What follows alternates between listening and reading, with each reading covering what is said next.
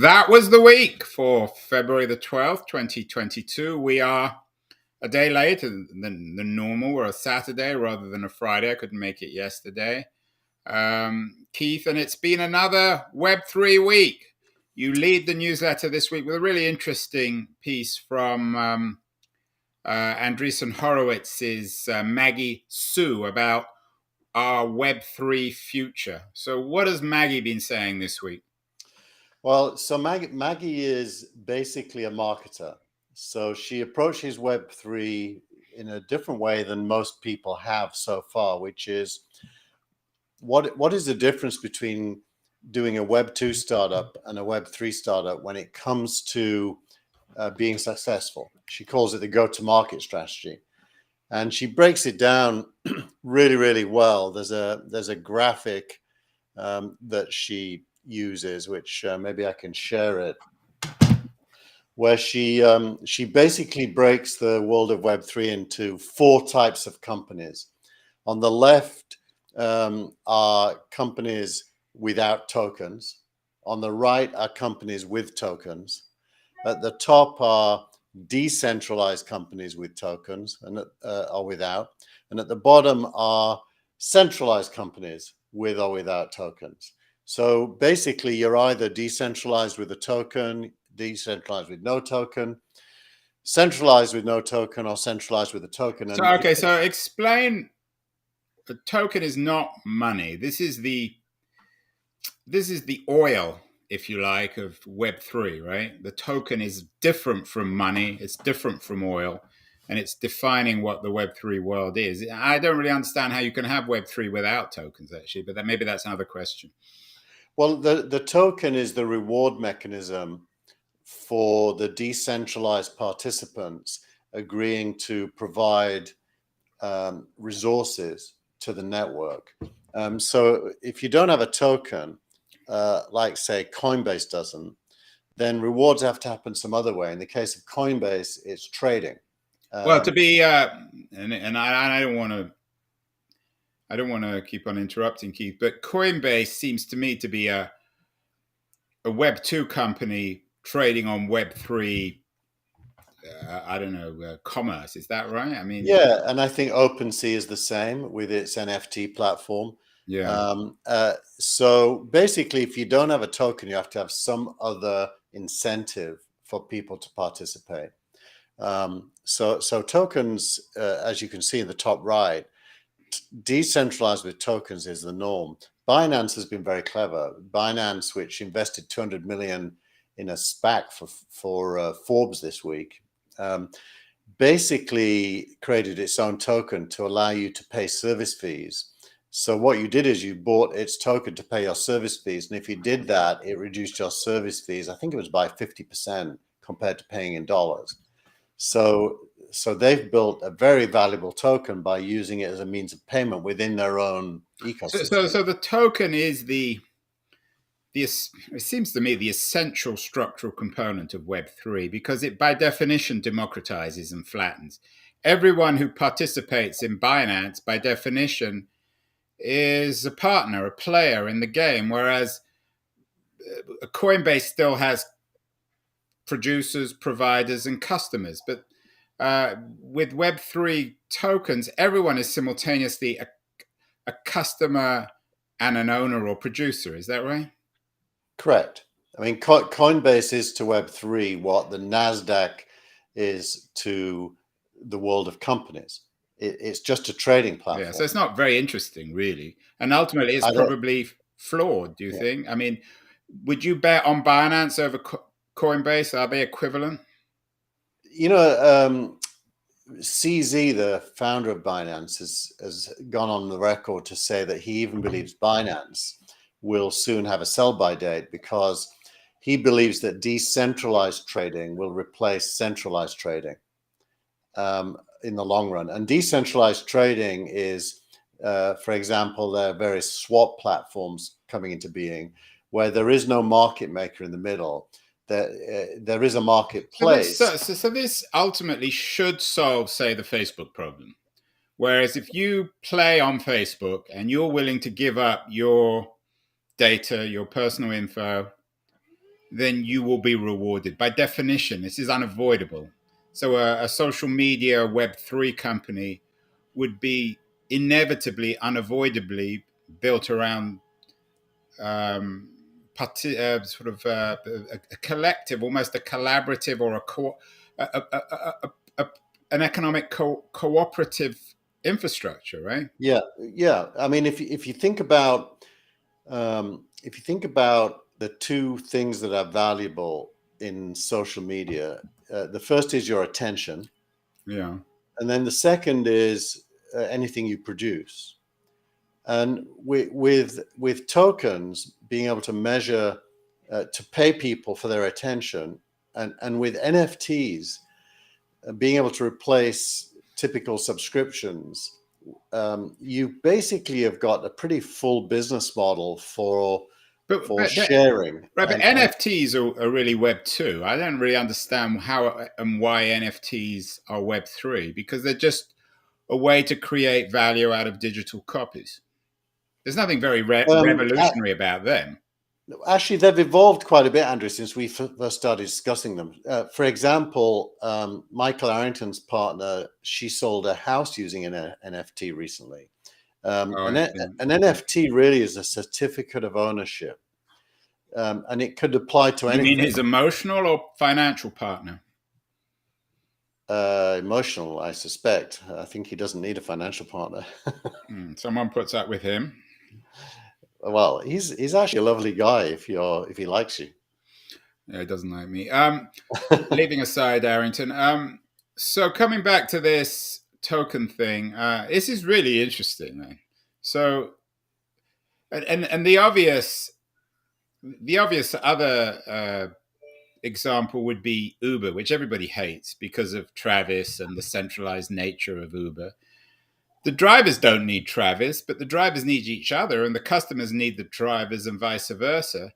Yeah. So a transportation platform based on Web3 using tokens, knocking out the center, is a no-brainer for everybody, including even the investors, who I assume could make some money out of it.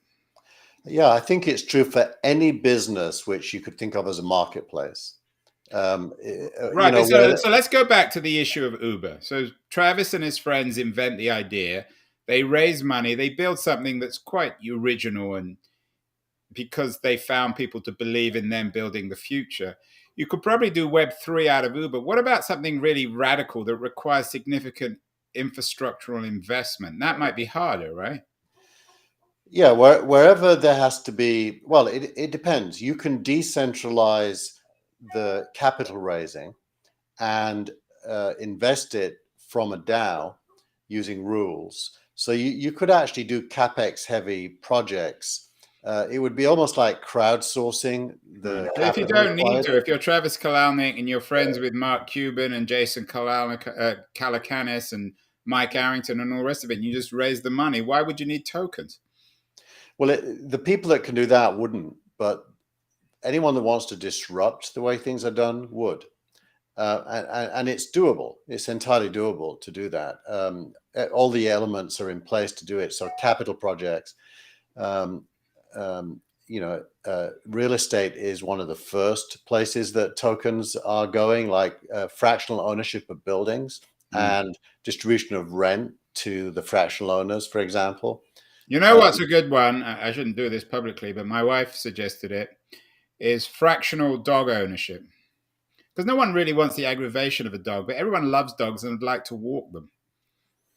So a dog-based ownership system based on tokens would be really good. I don't know if I'd invest in it, but I'd certainly be on it. Well, there's all kinds of wild ideas in the Wild West. That's not wild. That's very normal. I have 2 dogs, and I'd pay someone to take them away most days. Well, that's the point. You'd have them an hour a day, which is quite enough. We probably could do it with kids as well, Keith, couldn't we? We probably could, yeah. So we go back to child sharing, a la Plato's Republic and More's Utopia. So always these old ideas. Yep. So what else does Maggie say? What you're saying is she puts it into coherent marketing language to sell rather than for techies. Yeah, this is the piece, and it's a very long piece, so I won't go through it blow by blow. But she basically talks about new mindsets, new tactics, and new metrics. Because if you think about a Web3 project, it dies unless ordinary people flock to it. So the first difference between Web3 and Web2 is you've got to build community, and that's a big theme that runs through all of her examples. If you can't get collective buy-in to an idea, it's very unlikely that the tokens will ever become valuable because no one's using it. So in a way, you have a measure of success, and the token value is an indicator of that. So the idea that there are, fake tokens should be less and less possible because the tokens reflect an adoption and an endorsement. And she kind of goes through, the typical funnel of Web 2 and compares it to Web 3. So going back, let's go back to the image of the. So would you say that the 4 image? Yeah, this one, yeah. Are you saying that, or is she saying that Binance is the first real Web3 company because it operates in a decentralized way on tokens, and that's what really Web3 is? Well, actually, it's on the centralized side. So the bottom is centralized. Right, that's what I mean. So Binance is like Web 2.5. centralized. So the decentralized. So the key one would be token and decentralized would be Moloch, DAD, and what's the other one? Moloch DAO, Sysmo DAO, but they don't have tokens. If you go to the other side, Uniswap. Let's talk about Uniswap because it's kind of interesting, and so is Solana. Uniswap is a decentralized version of Binance. In other words, there is no company in the middle.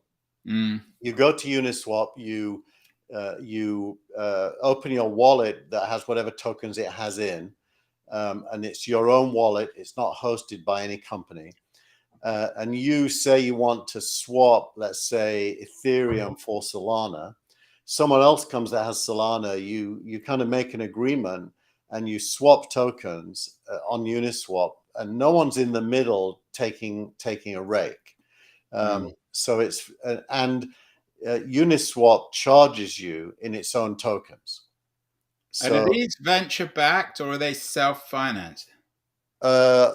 All of the above. Different ones are different. Uniswap, we can check. Let's go to my good friend Crunchbase and Uni. And I assume that Andreessen Horowitz, the whole point of she's writing it is to promote Andreessen Horowitz companies one way. Here we go. So Uniswap has raised $11 million of funding from a seed round, a Series A, an initial coin offering, all of which were in the same month, by the way.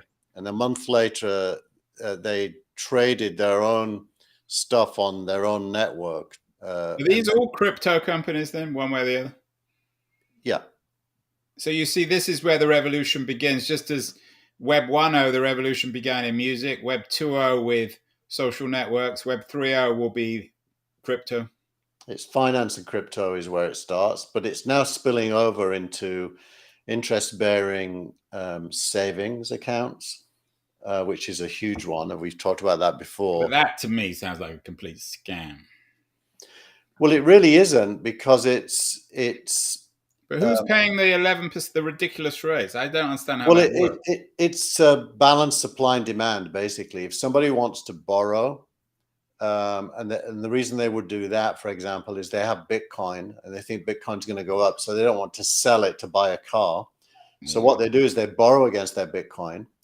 They'll pay 11% because they believe during the time of the loan, Bitcoin will go up more than 11%. So it's basically that's a Ponzi scheme. That's not really. It's not that different to the way credit cards work. Only it's better because it's but the credit cards work on the back of the federal system, the feds, whereas this is based on crypto. What happens if everything collapses? I mean, it's for kids like your sons. Well, it's true that the regulations that protect an account up to $250,000 does not extend to most crypto savings. So if you lose it, you lose it. But once you read the rules of these platforms, and how everything works, you learn pretty quickly that it would be extremely hard for it to go bad. So because everything's balanced with assets on both sides. So which of these 6 do you think is the most viable that could become the Facebook or the Google of Web3? I wouldn't really pick any of them, but I think all of the ones in the top right. Yeah, I'm talking about the top right, because those are the real Web3 everything in the companies. top right is interesting. Friends with Benefits, Uniswap, Solana, Compound is about, as the name suggests, about interest. Ethereum is basically a developer network with software built on top of the blockchain and is obviously huge. So everything in that top right to me is interesting. Binance, even though it isn't really Web3, I wish I would have owned some shares in it at the beginning because CZ, the founder, is very good. And I think Coinbase, is not Web3, but solid and isn't going to go away. So I do own Coinbase shares. OpenSea, too early to tell. And I don't know the 2 in the top left. I'm not familiar with them. So Web3 continues to be real. We will talk many, many times about it this year, no doubt. And in fact, in many other years as well. What else is happening this week, Keith? SPACs in free fall. Surprise, surprise. Yeah, so this is a specific story about Brad Feld's organization, Foundry Group, had 2 SPACs known as Crucible Acquisition Corp 2 and 3, which were looking for targets, and he closed them down, or they closed them down this week. That is, if we go to my Google Finance and look at SPACs, remember that a SPAC initially is worth $10 a share. So everything here is a SPAC. Very few of them are above $10 a share. How did this whole SPAC thing fail, Keith? Was it a scam or was it just not economically viable? I actually believe SPACs will make a comeback because I think essentially they're a good idea. You're a real Man United fan. You always believe in the glass is half full. Well, I'll tell you why. What SPACs are good for is companies that need large amounts of capital and are too young in their life to raise that by selling equity the normal way. And what a SPAC did is it said, okay, we'll provide a public shell for you and give you the capital you need and a kind of a safe space to grow into over the next 3, 4, 5 years. And sure, your stock price isn't going to be a rocket ship because by definition, you're going public too early in your life compared to what would normally happen. So it was a public shield for a company that needed a lot of capital. So what went wrong with it? Was it just everyone piled in? Wasn't there what went wrong? Paul Graham. What's his name? Chamath. No. Well, he, I'm sure, was in and out early and made a killing. But the former head of the former Republican leader what was his name? Donald Trump. No, of the House, not Trump. Oh. By the way, this is Trump's SPAC, which is well above $10. Yeah. But he can carry it. He doesn't need it. But worth the guy who started a SPAC? I remember we dealt with it last year. Who was the former head Republican leader of the House? Paul Ryan. Yeah, Paul Ryan. I got Paul Graham on the brain. Paul Ryan. I mean, when Paul Ryan starts getting into these complex financial instruments, it's like the cab drivers buying Yahoo in 1997. The whole thing's fun, but right? Let me give you a counterexample. Virgin Galactic was a SPAC. Yeah. And Virgin Galactic obviously needs large amounts of capital to be able to build, orbiting spaceships for tourists. And it did a SPAC with Chamath, went public. It raised a lot of capital. It can now raise more capital because it's public. Yeah. And so the SPAC was a great vehicle for it. The company I'm part of, Infarm, it is I fairly thought you public gave knowledge. up on the SPAC with them, or are you still doing that? We did exactly what Brad Feld did this week, but much earlier, because the writing was on. I saw the writing on the wall a long time ago. We decided not to do it, and you saw recently Infarm announced it raised $200 million from the Qatar Investment Authority, amongst others, and staying private became way more attractive than doing a SPAC, and that's the state we're in today. But I don't think that will remain the case. I do think capital, of which there is a lot, wants to find liquid vehicles to sit in, and a SPAC is a great way to take a very promising private company, give it a public stock, and supply it with the capital it needs to succeed. I think that's going to come back. I think we're just in a difficult time in the markets, and SPACs don't fit. And to answer your question, what actually happened is a SPAC usually is a public entity that's got $200 or $300 million already, and it finds a target and promises the target that as part of the merger, it will raise a subsequent amount of money in what's called a PIPE. A PIPE is a private investment. PIPE is the kind of thing you find down the street on Haight-Ashbury, isn't it? Yeah, also, but in this case, it's a private investment in a public entity. Yeah. And what happened is the PIPE market dried up. People like Fidelity stopped funding pipes, and that meant that the SPAC wasn't as tenable. And some companies have gone public. BuzzFeed is one of them, using SPACs, and ended up with no capital in the bank. So they have a public stock but no money. Right. BuzzFeed was always a bit of a fucked company, wasn't it? John le Carré famously wrote a wonderful book, The Spy That Came In From the Cold, but not everyone comes in from the cold, and Facebook apparently, Keith, this week remains out in the cold. Is Facebook finished as a company? At least it's no longer Startup of the Week. It certainly isn't. This relates to an article in this week's. I noticed that goes to the wrong place. It's an article written by Jessica Lessin, which I have to say is one of the best articles I've read in a very long time. It's very well thought through. And it talks about how the Facebook, Google, Apple ecosystem works to Facebook's disadvantage and to Google's advantage. Yeah. And it's basically to do with whether or not you have a deal with Apple on the iPhone is directly related to what metadata you get that educates your understanding of the consumer. And there's a lot of ill will between Facebook and Apple. It's ironic that Jessica made, or certainly Jessica's husband made, the money through Facebook. But Martin Sorrell was telling me this 3 or 4 years ago, that the duopoly was about to become a threesome with the introduction of Amazon, and now Apple.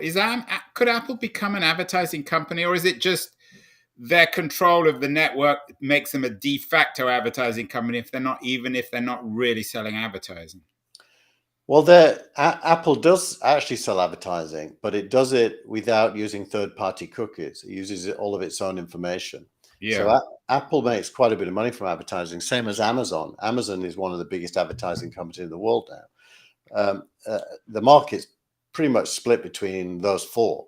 Are we done with Facebook now, Keith? Have they dropped out of the top tier, excusing the pun? Are they the Man United of the future? They're just not going to be on the radar anymore? I think you'd be brave to bet on that. They've lost about $300 billion in market capitalization, which is a lot of money, even for Facebook, even for a rich man like you.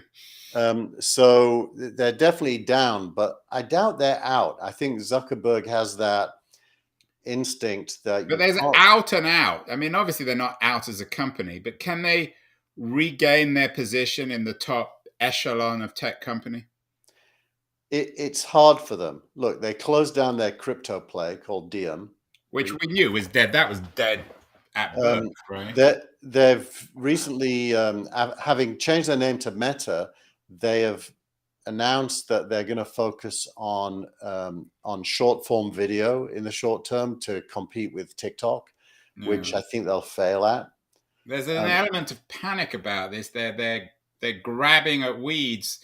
Although, of course, Microsoft did that, but they're never going to be Microsoft. They don't have a core business like Microsoft had to remain competitive, right? Well, their core is the utility that the users get from, speaking for myself, a lot of my old friends in the UK, I only really know what they're up to because of Facebook.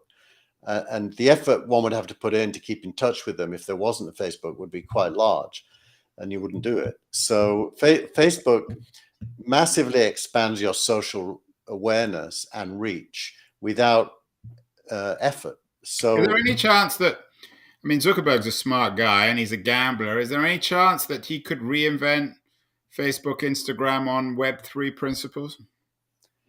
I think the answer is no. I think he has no appetite for Web3 at all, in contrast, say, to Jack Dorsey or the CEO of Twitter that replaced Jack Dorsey, or Andreessen. I think Zuckerberg, Peter Thiel leaving the Facebook board this week is a kind of a signal as well. I think but Thiel doesn't care about Web3. Oh, he does. Anyone smart with money is thinking about Web3. Yeah, but Thiel's going to Washington, D.C. to play politics. That's not Web3. No, he's in Miami thinking about investing. So you're not bullish on Facebook? I'm not bullish, but I wouldn't rule them out. If you ask me, would I put 5% of my portfolio in stocks in Facebook right now as a bet that they won't stay down? I think I probably would. And then, as always, there's a fintech boom. There's always a fintech boom, Keith. What's news about that? Well, it's part of the venture capital section this week. By the way, it's worth telling you that a couple of our friends are here. Azim Azar, who I think I know for sure. I think you know him. Yeah. Interviewed Sebastian Mallaby, who you also interviewed. Yeah. On They're both good. There's a great piece about the rise of the solo venture capitalist, which is, I think, a big trend. That is saying, not a venture fund, but just one person who's really good at it. And that's like your Israeli, the guy, what's his name? Who we used to talk about all the time. Israeli. Now you're making me think. Anyway, who's the top sort of... Elad Gil. Yeah. Elad Gil. I don't know if he's Israeli, actually. His name sounds like it. But anyway... Tiger Global raised $11 billion for a sidecar fund. If you know what a sidecar fund is, it's like a fund that invests alongside of them. And this was mainly coming from high net worth individuals. Morgan Stanley raised this for them, among others. But your question about fintech comes after all of this stuff. By the way, a great profile of Roelof Botha. But the fintech boom, there's two parts to it. One is African fintechs, which are, as we've talked about, skyrocketing. And then secondly, the UK. The UK is the fintech capital of Europe. You know why? No. Because the government deregulated financial software and created a sandbox and forced all the banks to have to let startups speak to their APIs and get so it made it really, really easy. So that's good. That's smart. That was a smart move on the UK government. Yep, very smart. And is that one reason why Brexit might be working? Because probably the EU would have blocked that. No, actually, it predates Brexit. It's been going on for a long time. So it predates it. And the UK has been the fastest growing and biggest fintech center in the world now for about 10 years. So what percentage would you say of the fintech market is now Web3? It's still a small amount, right? Small and growing, yeah. It's probably about 20. I'd say it's, if you measured it in revenue, it's under 10%. If you measured it in new venture funding, it's probably over 30%. So it's always timing, as always. You're always too early until you're too late, because the smart people have jumped on the money. What about Startup of the Week, Keith? It's an interesting one because it's very much in the news. Yeah, startup of the week, I decided to make ARM, which is weird because it's worth $40 billion. But this week, NVIDIA announced that they were no longer going to acquire ARM. And Masayoshi Son, the founder of SoftBank, announced that ARM will become a public company again over the next couple of years. And they put in place a new leadership team to make that happen. So ARM is basically an independent company about to spin out from SoftBank and become publicly traded.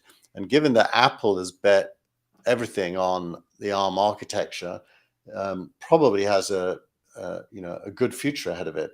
ARM, by the So way, you're, I can't resist this one, Keith. You are arm in arm with arm. I am arm in arm with ARM. And they also have a big play, for example, in artificial intelligence. A lot of the learning computers that where machine learning happens, a lot of them are using multi-core ARM technology, although there's lots of other ways of doing it as well, like ASICs and things like that. But ARM's a big player in AI and machine learning as well. And it's So who's increasingly, ARM's direct competitor? Intel? yeah, although Intel makes chips, ARM licenses designs for chips. So ARM doesn't actually build any So chips. they're one step back. Yeah. And Yeah. then finally, tweet of the week, Keith, my favorite. Tweet of the week this week is interestingly named Jared Tingle. Is that a Who real said person? it is, and he runs Harlem Capital. And there's a big trend in they call it diversity in venture capital is something everyone's been kind of saying doesn't exist and wanting to exist. And Yeah. Jared is doing it. This is his Twitter, and he basically went through how they raised money for Harlem Capital, and in doing so talked about what the people who invest in venture funds are looking for. And it's an actionable list of things that is really good reading for anybody who wants to raise a venture fund. So I thought it was worth making Tweet of the Week because it's highly educational. And very briefly, Keith, what's the core thing that he's suggesting? What? Because everyone wants to raise a venture fund, but very few people do. How did he do it? Well, he started off by looking for people with capital that also had empathy for the lack of diversity problem, which was endowments, some foundations, pensions, some fund of funds, Right. some family offices. Secondly, he didn't have a track record, so he had to have a thesis, and he had to explain how he was going to get deal flow, because otherwise, and then thirdly, he started with they started with a small amount of money and then raised more twice. So basically start small, do well, raise more, do better, raise more still. He's already making me tingle with anticipation and Yeah. jealousy. I wish I had $170 million venture fund, but Jared Tingle has done it with Harlem Capital. Wonderful week, Keith. As always, you've educated me on the ups and downs of the digital business, of fintech, of Web3. And I hope you have a wonderful week. And we'll be back next week, maybe on Friday, maybe at the weekend with more. That was the week. Thanks so much, everyone. Talk to you again next week. Bye.